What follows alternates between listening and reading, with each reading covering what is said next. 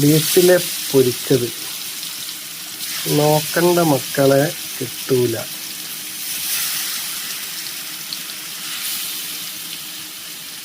ഉള്ളു കൊള്ളിക്കാണെങ്കിൽ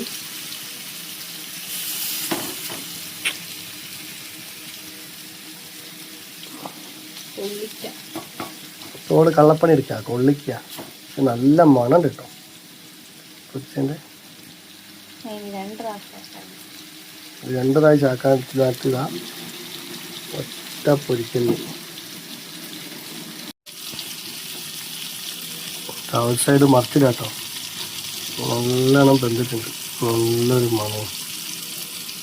ഈ കത്തിയായിട്ടാ കളി. എന്താ കത്തിയോണ്ട് മറിച്ചിട്ടതാ.